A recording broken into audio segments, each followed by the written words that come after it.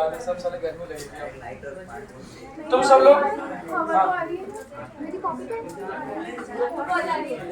चलो, तुम सब लोग थोड़ी देर CO2 का एक्सर्शन बंद करो, मतलब ऑक्सीजन दो, गांठ बन जाओगे।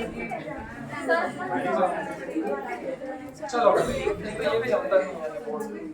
क्या बात करते हैं? Binding energy.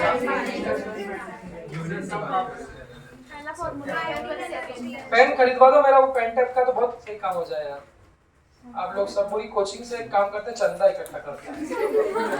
गणपति जी आने वाले ना, गणपति के नाम पे चंदा और पेन हुआ, ज्यादा नहीं, 2000 का पेन है, 20 में दिखता है।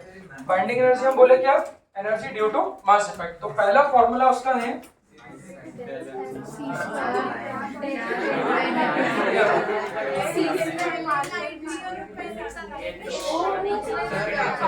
थोड़ी देर में आ जाएगा। अब सुनो, चूंकि ये प्रकार की एक एनर्जी है, अब दिखे नहीं दिखे तुम तो बस आंख बंद करके देखते चलना फटाफट। चूंकि एक प्रकार की एनर्जी है, तो डेल्टा mc² निकालने से जो भी बाइंडिंग एनर्जी की यूनिट बनेगी, क्वेश्चन पे डिपेंड करेगा, जो भी बाइंडिंग एनर्जी की यूनिट बनेगी, यहां से हमको जूल में एनर्जी मिलेगी। अगर बाइंडिंग एनर्जी पूछी, अगर वो पूछे कि आपने कह दिया कि ठीक है मास टूट रहा है, तो चलो बताओ कि 2 ग्राम मास टूटने के बाद कितनी एनर्जी मिलेगी, तो जूल में निकालना है तो डेल्टा mc² का इस्तेमाल करेंगे। अब सवाल ये बनता है कि चूंकि इस चैप्टर में और एटॉमिक स्ट्रक्चर और हमारे मॉडर्न फिजिक्स के पार्ट में हम ज्यादा इंटरेस्टेड है एनर्जी को इलेक्ट्रॉन वोल्ट में लेने के लिए, तो इसको हमको इलेक्ट्रॉन वोल्ट में कन्वर्ट करना पड़ेगा। तो इस फॉर्मूले से बनने वाली एनर्जी को जब इलेक्ट्रॉन वोल्ट में कन्वर्ट करेंगे, दूसरा फॉर्मूला जो बनेगा बाइंडिंग एनर्जी का, सेम सब कुछ रहता है, C की वैल्यू रख देते हैं, जूल को इलेक्ट्रॉन वोल्ट में कन्वर्ट कर लेते हैं। सारे कन्वर्जन के बाद जो फाइनल फॉर्मूला बनता है वो यही है। तो मास डिफेक्ट डेल्टा M और multiplied by 931.5 mega electron volt, तो सेम बात हो गई। तो मास डिफेक्ट के टर्म्स में ही है, बट अगर जूल में निकालना है तो ये वाला, अगर मेगा इलेक्ट्रॉन वोल्ट में निकालना है तो कुछ नहीं है, जो मास डिफेक्ट मिलेगा उस मास डिफेक्ट में किसका मल्टीप्लाई कर देंगे, 931.5 डेटा का, बट उससे जो मिलेगी इलेक्ट्रॉन वोल्ट में नहीं, किसमें मिलेगी? तो ये दूसरा तरीका हो गया। जैसे मास डिफेक्ट को निकालने के 2 तरीके थे, बाइंडिंग एनर्जी को निकालने के 3 तरीके रहेंगे क्वेश्चन में। तो ये पहला तरीका, ये दूसरा तरीका, तीसरा तरीका जो होता है वही बाय रिएक्शन। कि अगर क्वेश्चन में रिएक्शन दी है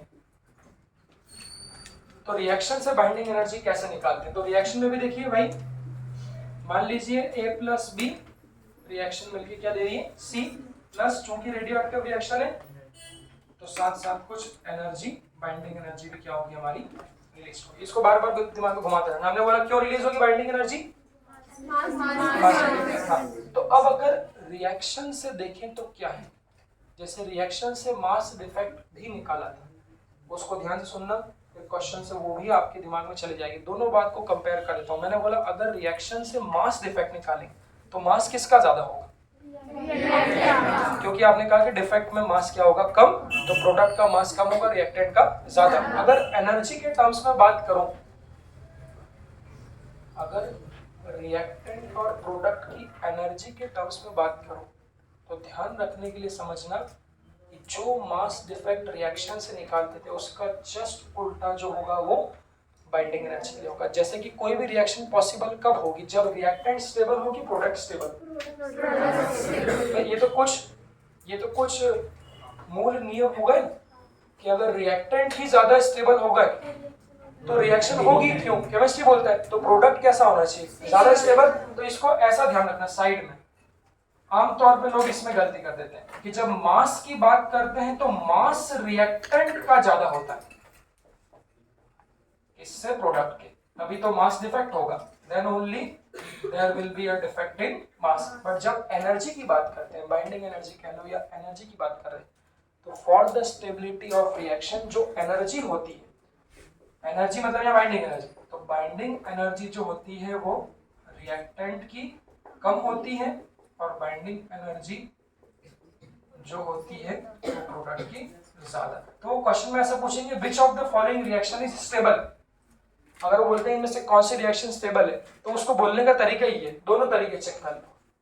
अगर मास के टर्म्स में बात कर रहे हैं तो रिएक्टेंट का मास ज्यादा होना चाहिए तभी मास डिफेक्ट होगा, ऐसे याद रखना।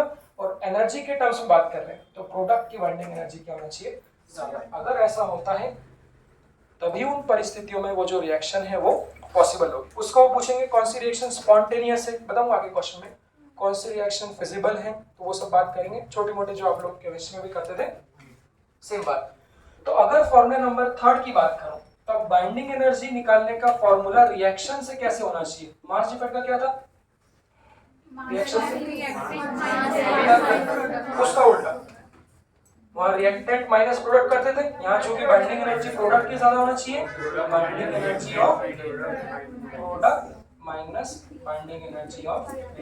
इसमें से भी नीट में क्वेश्चन है, इसमें से भी है, सारे जो फॉर्मूले लिखा रहा हूँ सब पे आप लोगों के प्रीवियस ईयर नीट में क्वेश्चन है। ये 3 फॉर्मूले हैं बाइंडिंग एनर्जी देखने के, नोट करते चलो थोड़ा थोड़ा में डालेंगे।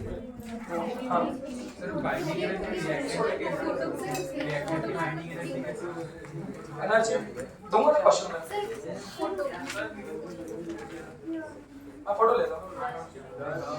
हाँ हाँ रिकॉर्डिंग नहीं दिख रहा, नहीं दिख रहा, रिकॉर्डिंग में दिख रहा है। मेरी उसकी ब्राइटनेस कम होगी।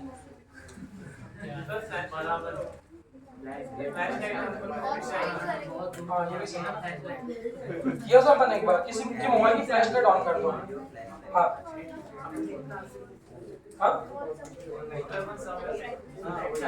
कोई नहीं।